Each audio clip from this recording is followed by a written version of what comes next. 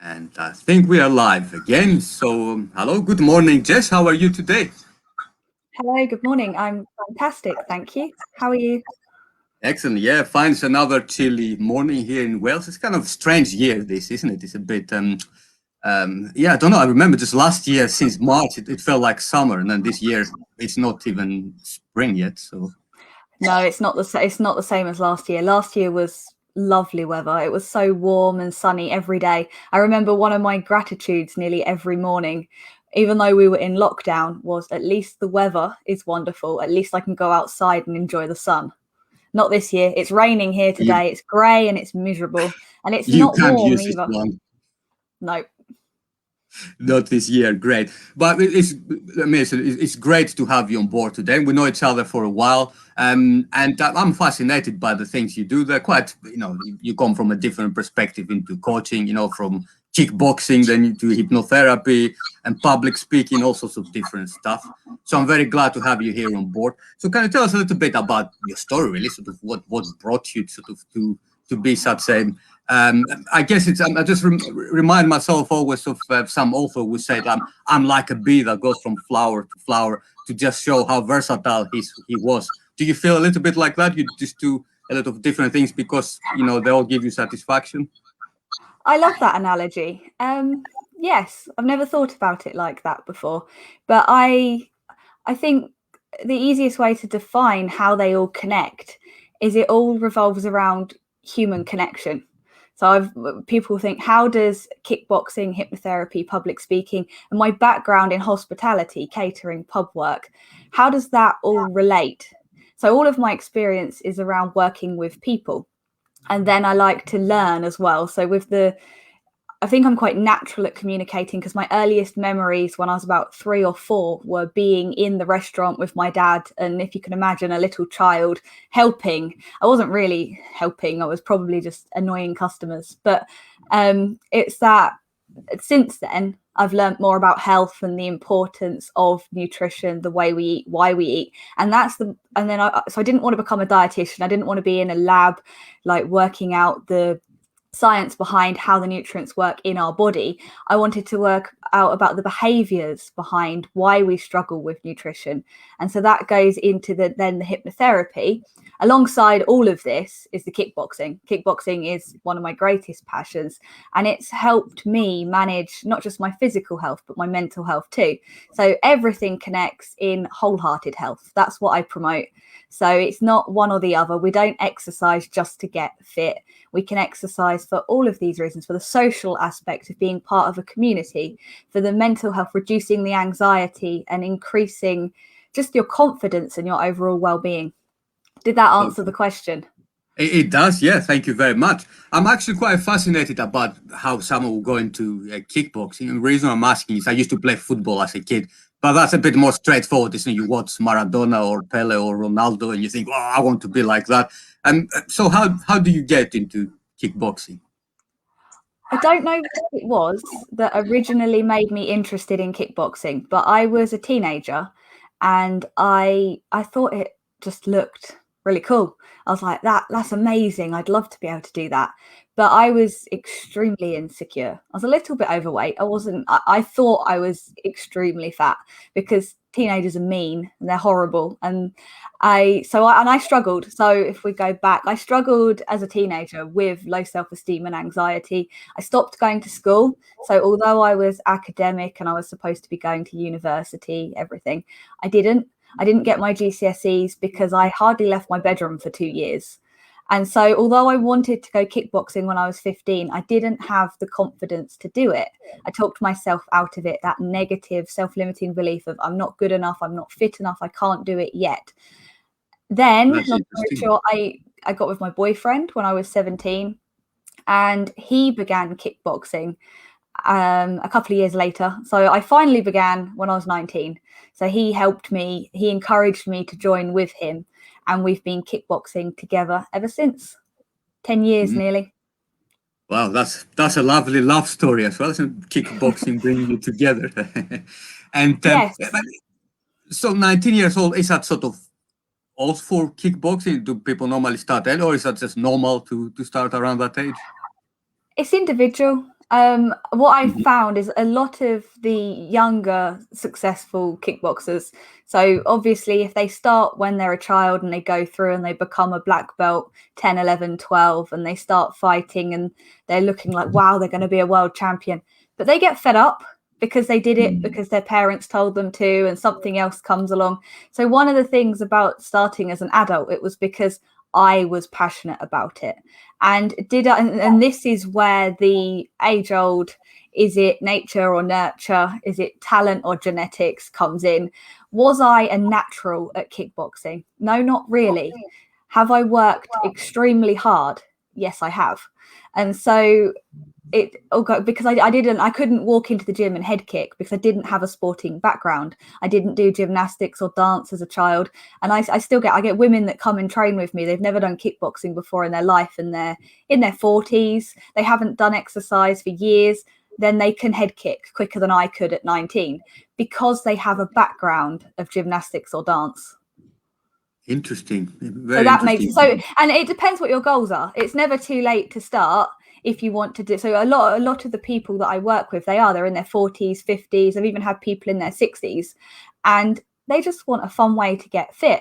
So and they say, oh well, it's all right for you, you're young and you're a champion, but not everybody trains like that. The majority of people don't train like that, and that's one of the messages that I really strongly need to get across to people, is that whoever you are, if you think that you'll enjoy it, you do it at your level.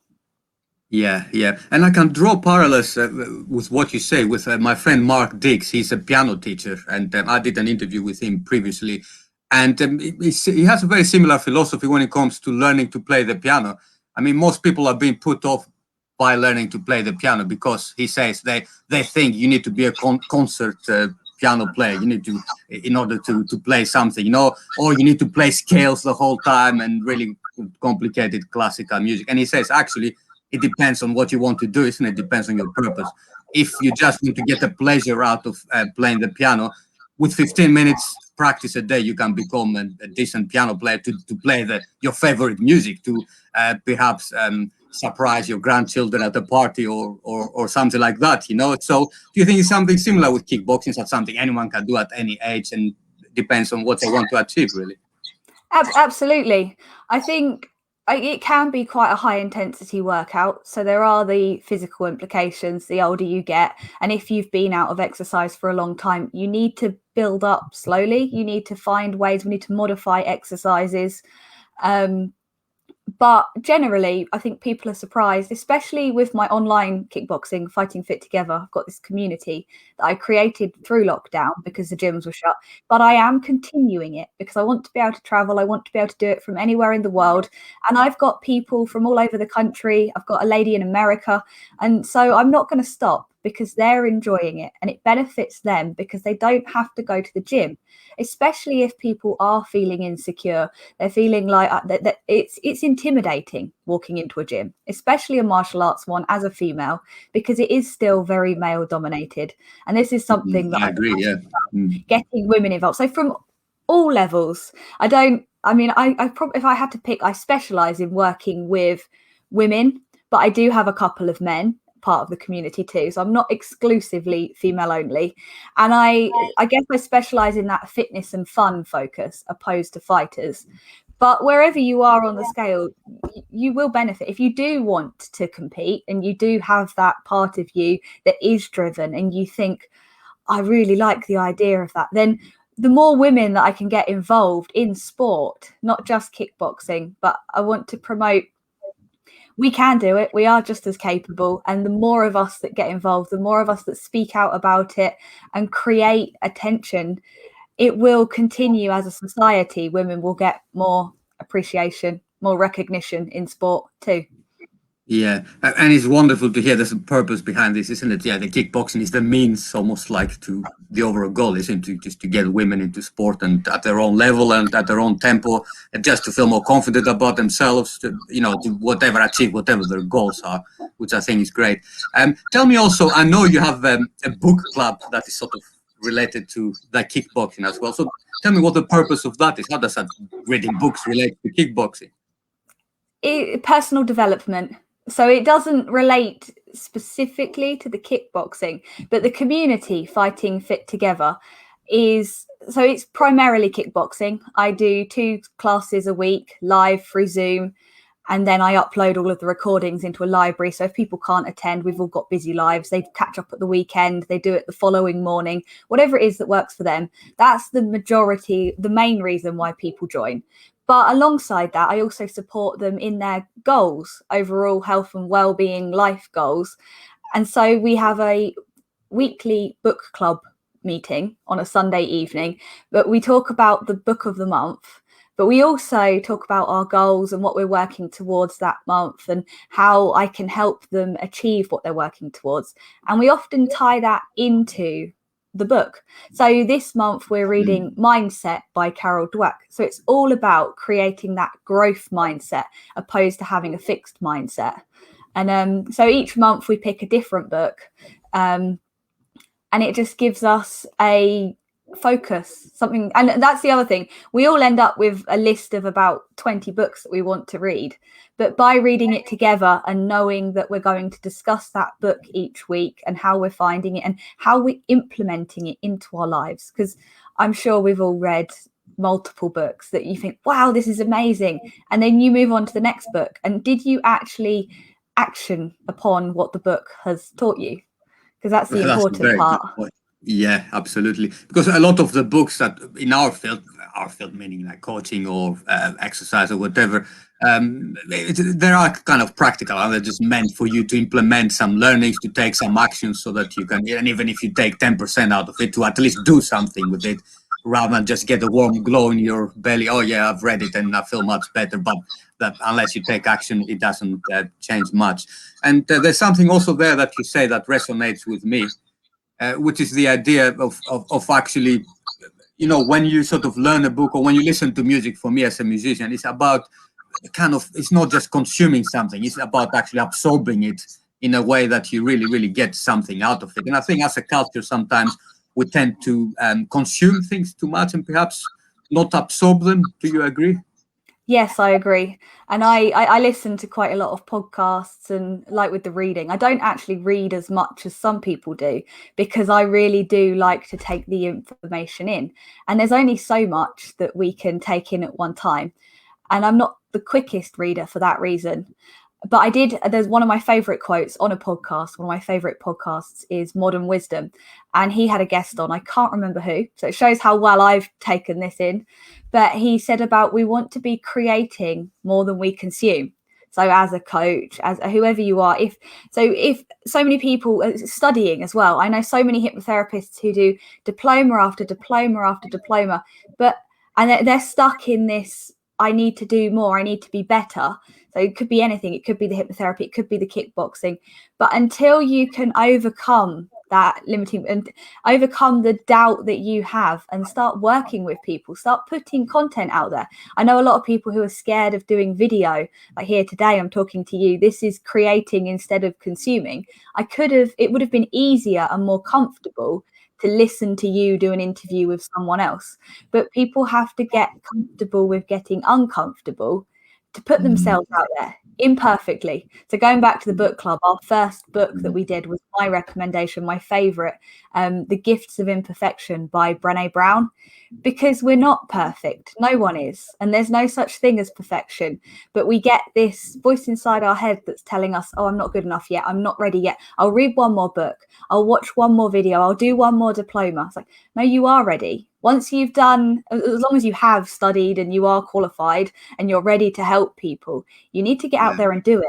The same with the fitness. If you think, oh, I need to go on one more diet first, I need to get a bit fitter first. That's the main reason people are not ready to start kickboxing. I'm not fit enough. Like, how do you think you're going to get fit enough? By doing it. Exactly. Yeah. Well, you're making such an important point there, Jess, and I fully agree with you. And also I'm thinking in terms of, for instance, as you say, like the hypnotherapist, and you do a course and then, no, I need a bit more and just not quite there. And so, what a disservice you are doing to your clients as well, isn't it? These people are waiting to be helped there and you're not servicing them because, no, it's not perfect. Well, they didn't ask you to be perfect. They just asked you to be on their side when they need it. And if you don't go out there and then practice your skills, then you're not going to help the people that that are just waiting to be helped by you. So that's a way I'm looking at things. Always, you really need to look at it from their perspective as well, and that hopefully helps you to get into action from procrastination. And now that we're on the subject of hypnotherapy, I'm just curious as well about this. Yes, I don't know if it was a jump for you or natural to, because I knew you first as the kickboxing champion, which you still are, of course. But then I know you as a hypnotherapist as well. So how did that shift happen? It was almost luck, fluke. I don't know. I didn't plan it. I didn't think, right, I'm going to study hypnotherapy then. Lockdown happened. So I lost all of my training. I lost the kickboxing. I focused on building Fighting Fit Together, coaching online. But we had quite a lot of time whilst we were at home, and I created these new connections online and options became available. And one of my best friends, Justin Saul, he's a magician. He's now a hypnotherapist too, because we studied together, we practiced together, and he's also a martial artist. So I know him through the kickboxing. So again, he's another example of all of these different links that we're on our own journeys. We're completely different, but it all works out if you're passionate about what you do. And he said, Jess, I've been following the Jacquelines for about 10 years. Their face-to-face training that they did a couple of times a year in the UK and maybe one other location around the world costs $2,500, I think, about £2,500. And it was one of the things he really wanted to do. And he said, they've gone online. They've created the Jacqueline Hypnosis Academy. And this is the first ever time they're running their diploma online. This will be an incredible opportunity. I'm definitely doing it, and I really think you will enjoy it. Even if you don't become a hypnotherapist, the skills that you will learn will benefit your kickboxing coaching. And so I thought, and I did that. Oh, I don't really believe in hypnotherapy. I thought of the people being right. That's how you started. That's interesting. I thought the swinging watches and chickens, and I was like, I don't really know if it works, Justin. And so then he said, what have you got to lose? What happens if it doesn't work? Whereas if he goes, he knows it works. He knew it worked. He goes, it does work, and I trust him. So I thought, okay, he wouldn't tell me to do something that he didn't believe in, and I will take that leap of faith. I will go for it. And what is the worst that can happen? The worst that can happen is I do it and I go, no, hypnotherapy isn't for me, and I don't believe it works. But it has completely transformed my life beyond my belief. I never expected, because it's helped me heal from my own trauma too. I didn't realize how much I was carrying around with me and fighting it, so to speak, for want of a better metaphor. That voice inside my head, the one that was telling me that I'm not good enough. And so it's helped me, because whilst we were training, we had to receive the hypnotherapy to learn the techniques. We had to practice on each other. So we had our training sessions every fortnight. And then between the training sessions, we had to practice with each other. So we had to meet up through Zoom and run sessions on all the other people in our classes. And so I was getting weekly hypnotherapy myself, as well as giving weekly hypnotherapy. It's just incredible. It's and there are links between the two, the kickboxing and the hypnotherapy. They're very different. But they do both help improve mental and physical health, wholehearted health. Yeah, and the way you talk about it, I can now see the link as well, because this whole it's about the whole mindset thing, isn't it? Hypnotherapy really helps to shift mindsets. And of course, with kickboxing or any competitive sport, mindset is probably the number one thing that makes the difference. Also interesting what you said, that you didn't believe in hypnotherapy in the beginning. And I'm saying this because very often when we speak about hypnotherapy, we think that the believing in it is the prerequisite, isn't it? If you don't believe in it, how can you hypnotize someone? Or what you mentioned is about trust. So if you trust the person who's doing it, even if you don't necessarily believe in it, you can say, you know what, I will go along, I will trust in you, and then see where it leads. And there you are now a converted hypnotherapy. And that trust, that belief, that's an important part of hypnotherapy. If you trust the hypnotherapist, so we spoke before we went live about different coaches, different therapists. If you find the person that you believe in, it will be more effective. If I go up to someone and say, can I hypnotize you? Would you like hypnotherapy with me? And they say, oh no, I don't believe in it. And if they absolutely don't believe in it, it won't work. because and so if I absolutely didn't believe that hypnotherapy didn't work, then I wouldn't have studied it. But where I trusted my friend, and I am curious, I like to learn, and I thought, well, there are lots of hypnotherapists, I know lots of people talk, and I thought about it, and I thought, just because I have no experience with something doesn't mean it doesn't work. And I know that you're an NLP master practitioner, aren't you, Costas? I am, yes. I had, before lockdown, so before my last title fight, so back to November 2019, I had somebody run an NLP visualization on me, and about, so like the submodalities and the winning and increasing it.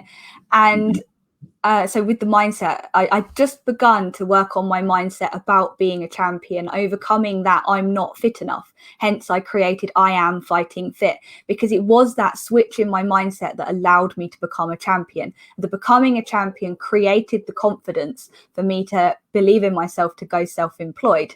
And so that I'd just begun exploring mindset through NLP.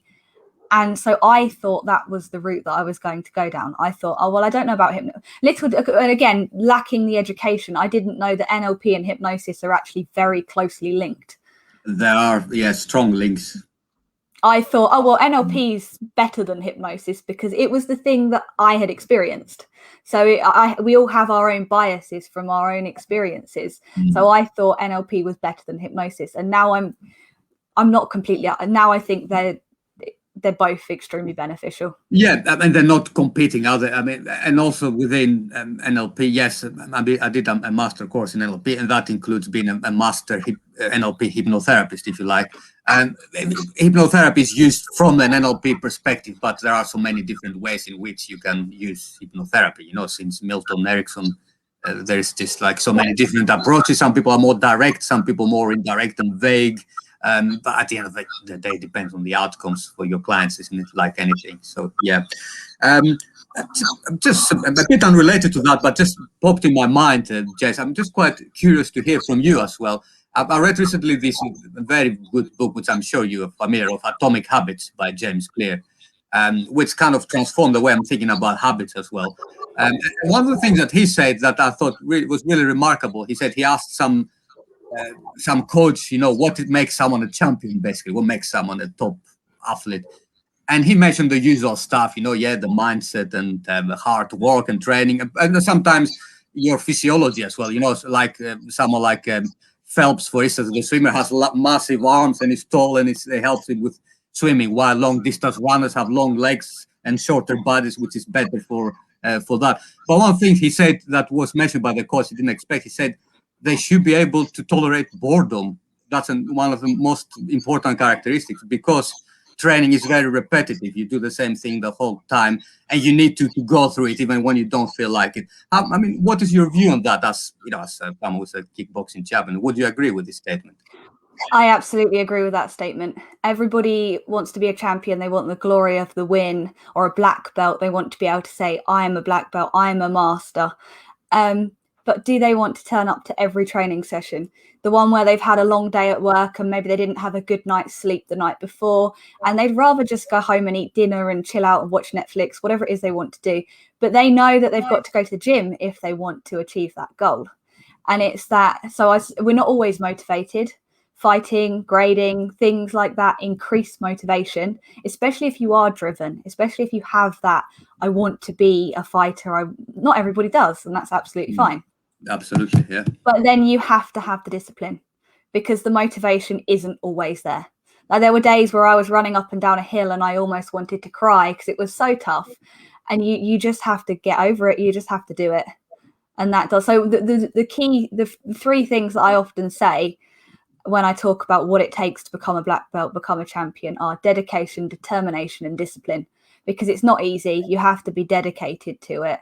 The determination includes the passion creates the determination. If you are determined to achieve your goal, it's because you're passionate about what you're working towards. And then when the motivation isn't there, you have to be disciplined. Yeah, 100%. And that resonates so much hearing that from you as well, as someone who has practiced at being champion, because and it's a way, and I understand also why I could never personally be really, really good at something physical like a sport. And I've done a few sports in the past, but I haven't had this sort of drive of, you know what, every day I'm going to practice and I'm going to keep repeating what I need to do in order to get there. So I gave up after a while. So I think that's really such an important factor. Yeah, thank you for sharing that. So, I mean, what is your main focus at the moment? You know, you are doing the kickboxing, you're doing the hypnotherapy, the public speaking, all sorts of stuff. If people were to come to you, what is sort of the main problems that you're solving? So my two main focuses at the moment. I'm sorry about the dogs in the background. There must be a delivery man or something. It's a tick box for the Zoom call. Don't worry for for the interview. It needs to happen at some point. A cat or a dog. Yeah. So I do the hypnotherapy 1-to-1, and I specialize in working with anxiety. I work with adults and teenagers too, to help them overcome what's holding them back and increase their confidence. So the two go hand in hand. The anxiety and the low self-esteem, the negative limiting beliefs, help them reframe all of that to become more confident and work towards whatever it is that they want to achieve. So I've been working with a lady who needed to overcome social anxiety because she's getting married, for example. It's not always high performance. I don't actually work with very many athletes. Perhaps in the future I will, because that's the connection that most people make. So hypnotherapy to help with anxiety, or habit change hypnotherapy. So that's a common one too. So like the stop smoking, things like that. And then I have my kickboxing. So that's my other thing. I'm running Fighting Fit Together, my kickboxing community. And that's if people want to get a bit fitter, they want to be able to work out from home, learn how to kickbox. So it's not just boxercise. I do actually teach you the techniques, but it is fitness focused and it's fun as part of a community. So they're the two main things. And then the other things just all fit in around that, the occasional bit of public speaking. I'm a member of Toastmasters at the moment to develop my skills, but I'm on podcasts. I've been giving presentations in schools recently. So I'm constantly looking for more public speaking opportunities too. Fantastic, great. So, I mean, in terms of, are you looking for the grand unification in the future? I mean, I'm mentioning that because sometimes I'm thinking of something crazy. Myself, I'm a coach, as you know, but I'm also a musician.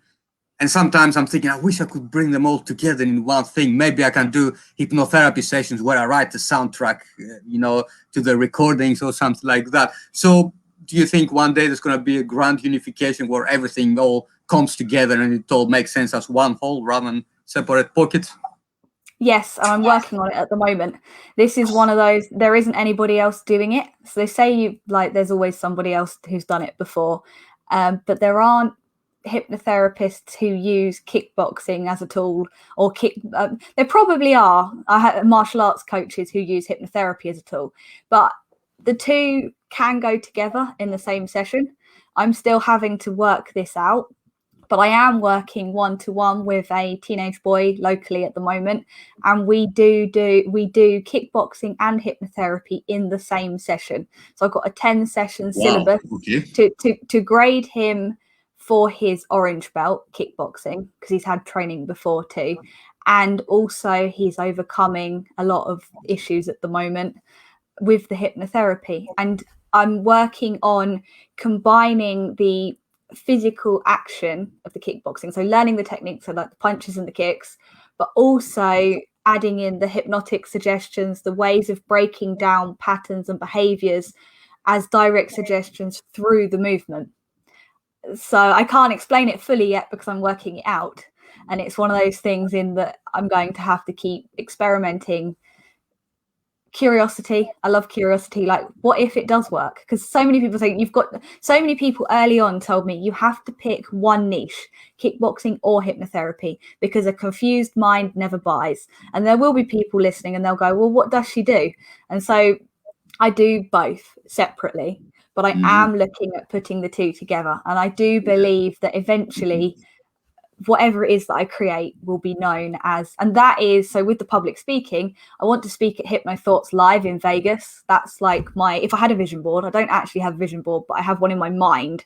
I will be on that stage and I will be talking to all the other hypnotherapists about the application of the two together.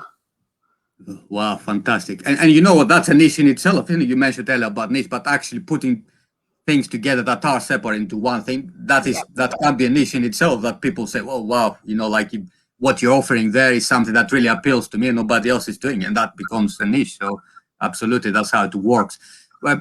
About vision boards, one thing, by the way, I would always recommend to write things down, whether it's if it's not making a vision board, but have it something written. I don't know about you, by my experience, like having it tangible, your goals, it's always something about this, even if it's handwritten or you make a drawing of it or you make a sort of board. I do have an Ikigai. 1 second. Yeah. Okay.